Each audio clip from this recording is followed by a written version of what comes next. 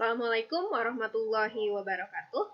Apa kabar anak-anak? Semoga semua dalam keadaan sehat dan tetap semangat belajar dari rumah. Pada pertemuan kali ini, kita masih dalam bab perbandingan dan materi yang akan kita bahas adalah perbandingan senilai. Ini adalah kompetensi dasarnya, 3.4, menjelaskan rasio dua besaran dengan fokus pada faktor skala dan proporsi, kecepatan, dan debit. Lalu 4.4, menyelesaikan masalah yang berkaitan dengan rasio dua besaran, satuannya sama dan berbeda dengan fokus pada faktor skala dan proporsi, kecepatan, dan debit. Oke, tujuan pembelajaran kita pada hari ini adalah menentukan apakah suatu perbandingan merupakan perbandingan senilai atau bukan, menyelesaikan masalah yang berkaitan dengan perbandingan senilai. Oke, untuk memahami apa itu perbandingan senilai, silakan perhatikan beberapa contoh berikut. Semakin jauh jarak yang kalian tempuh dengan sepeda motor, maka banyak bensin yang kalian butuhkan akan semakin banyak atau semakin sedikit.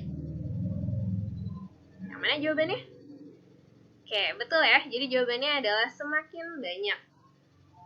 Contoh berikutnya, semakin sedikit buku yang dibeli, maka harganya akan semakin mahal atau semakin murah.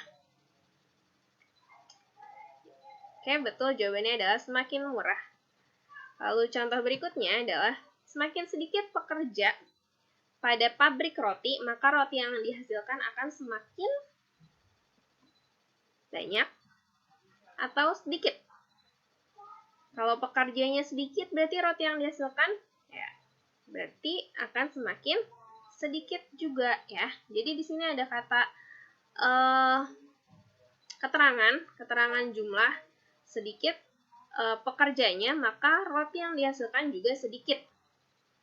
Lalu contoh terakhir yaitu semakin jauh kalian berjalan kaki, maka tenaga yang dikeluarkan akan semakin banyak atau sedikit. Oke, jawabannya adalah semakin banyak ya. Jadi di sini ada keterangannya itu jauh. Jadi semakin jauh maka tenaga yang dikeluarkan juga akan semakin banyak ya. Jadi kesimpulannya apa tentang perbandingan senilai? Tadi ya, kalau misalnya dia jalannya jauh berarti tenaga yang dikeluarkan banyak. Kalau dia naik motornya jauh jaraknya, juga bensin yang dibutuhkan akan semakin banyak. Lalu kalau kalian beli bukunya sedikit, berarti harganya murah. Kalau kalian beli bukunya banyak, harganya mahal. Kalau kalian tadi pabrik roti, karyawannya cuma sedikit, berarti roti yang dihasilkan juga sedikit gitu ya. Itu namanya perbandingan senilai. Atau yang sering disebut di buku atau yang tadi disebutkan di KD itu adalah proporsi. Proporsi itu adalah perbandingan senilai. Ya, jadi perbandingan senilai adalah jika A itu maksudnya suatu kondisi ya. Misalnya tadi banyaknya buku atau jarak yang ditempuh gitu. Atau apalagi tadi banyaknya karyawan di toko roti, di pabrik roti, seperti itu ya. Jika A bertambah, jika sesuatu itu bertambah, maka sesuatu yang lain juga akan bertambah. Sebaliknya, jika A itu berkurang, maka B juga berkurang. Ya, seperti itu ya.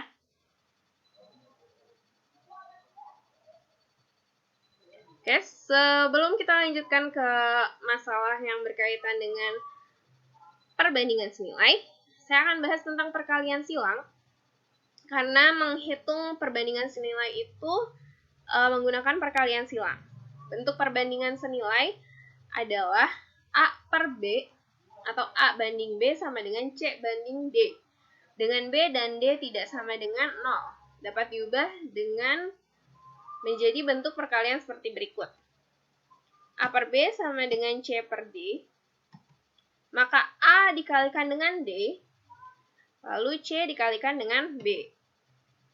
Sehingga menjadi A dikali D sama dengan B dikali C. Oke, kita buktikan ya benar atau enggak. 5/10 sama dengan 1/2. Kita Kita kalikan 5 dengan 2, 1 dengan 10. 5 kali 2 sama dengan 10, 1 kali 10 sama dengan 10. Jadi ruas kiri dan ruas kanan itu sama hasilnya ya, berarti terbukti benar. Oke, maka kalau ada contoh, oke ini terbukti ya. Maka kalau ada contoh yang lain, seperti ini, ada satu angka yang belum diketahui, maka sama caranya kita kalikan. P dikali 8 dan 72 dikali 5. Kalian kan sudah belajar bab aljabar. P dikali 8, maka hasilnya 8P ya. Tapi karena kita sekarang mencari nilainya, maka langsung saja kita pindah ruaskan 8 menjadi pembagian, yaitu 72 dikali 5 dibagi 8. Supaya nggak ribet, kita sederhanakan dulu. 72 dibagi 8, maka hasilnya adalah 9. Jadi P adalah 9 kali 5 sama dengan 45. Paham ya? Oke, lanjut. Oke, ini langsung kita masuk ke soal cerita yang berhubungan dengan perbandingan senilai. Sebuah mobil membutuhkan 9 liter untuk menempuh jarak 108 km. Tentukan jarak yang ditempuh apabila mobil tersebut telah menghabiskan 12 liter bensin. Oke, sama seperti tadi ya, semakin jauh jaraknya, semakin banyak bensin yang dibutuhkan. Oke, maka di sini ada dua komponen, yaitu bensin dan jarak. Bensinnya 9 liter, maka jarak yang ditempuh adalah 108 km. Sedangkan dia sudah menghabiskan 12 liter. Maka berapakah jarak? Jaraknya belum tahu, kita kasih lambang X. Lalu kita bandingkan, karena dia perbandingan senilai, 9 per 12 sama dengan 108 per X. Lalu kita kali silang, jadi 9 dikali X, 108 dikali 12. 108 dikali 12 dibagi 9. Kita bagi dulu. 108 dibagi 9. X sama dengan 12 kali 12 sama dengan 144 km. Oke, saya harap kalian bisa paham. Lanjut contoh yang kedua. Jika harga 5 buah buku tulis adalah 11.000, berapakah harga 2 lusin buku tulis tersebut? Komponennya, yang pertama adalah buku, yang kedua adalah harga. 5 buah buku itu harganya 11.000. 2 lusin itu masih lusin, maka kita harus jadikan dia ke dalam buah, berarti 2 dikali 12 buah sama dengan 24 buah, harganya belum diketahui. Kali 5 per 24 sama dengan 11.000 per X.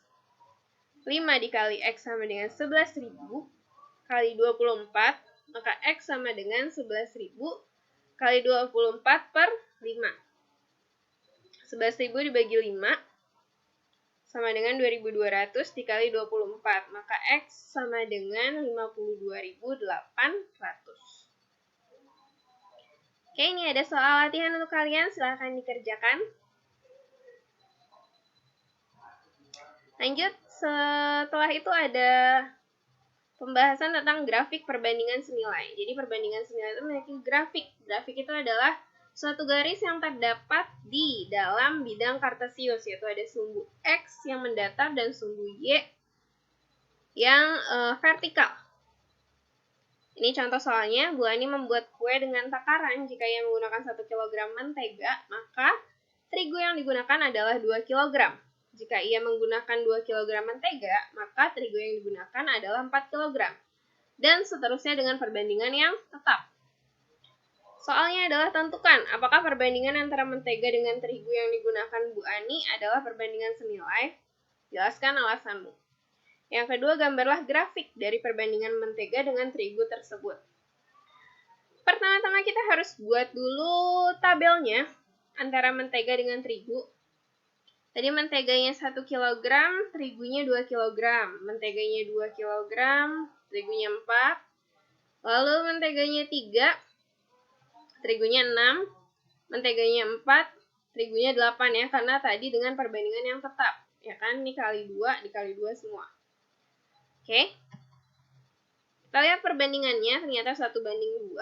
2:4 juga kalau disederhanakan menjadi 1:2. 3:6 disederhanakan juga menjadi 1:2. Dan 4/8 disederhanakan juga menjadi 1:2. Jadi kesimpulannya adalah perbandingan. Oke, karena semuanya sama perbandingannya, maka dia senilai.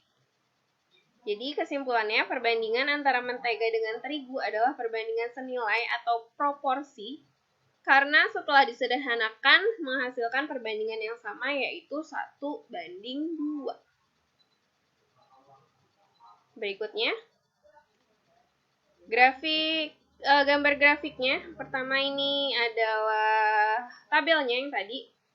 Lalu ini adalah bidang Cartesius, bidang untuk menggambar grafiknya. Mentega kita taruh di sumbu X angka-angkanya. Lalu terigu kita taruh di sumbu Y. Sumbu X adalah yang yang horizontal. Sumbu Y adalah yang vertikal. Oke. Tadi ya persamaannya ada 1:2, maka Y-nya itu adalah 2 kali X, sehingga dia melewati titik pangkal 0,0. Setelah membuat garis atau sudah tersedia tempat untuk menggambar, maka kita buat titiknya. Mentega 1, terigu 2, berarti di sumbu X angka 1, di sumbu Y angka 2, kita hubungkan. 1 ketemu 2, berarti di sini. Kita kasih titik. Oke. Lalu yang kedua, X-nya 2, Y-nya 4. Berarti dia ketemu di sini. Kita kasih titik. Yang ketiga, X-nya 3, Y-nya 6. Berarti dia ketemu di sini. Kan nih 6. Kita kasih titik lagi. Yang terakhir, X-nya 4, Y-nya 8. Kita kasih titik. Setelah ada beberapa titik, lalu sudah bisa kita hubungkan, dan ingat harus dari titik awal yaitu 0,0 atau titik pangkal yang ada di tengah sini, 0,0. Tarik garis lurus. Nah, inilah yang dinamakan dengan grafik perbandingan senilai. Jadi grafiknya itu harus melewati titik pangkal 0,0 dan grafiknya berupa garis lurus. Oke, mungkin itu saja yang dapat saya sampaikan. Semoga membantu. Semangat belajar dari rumah, tetap jaga kesehatan, patuhi protokol kesehatan jika memang harus keluar rumah. Dan jangan lupa pakai masker dan jaga jarak. Terima kasih. Wassalamualaikum warahmatullahi wabarakatuh.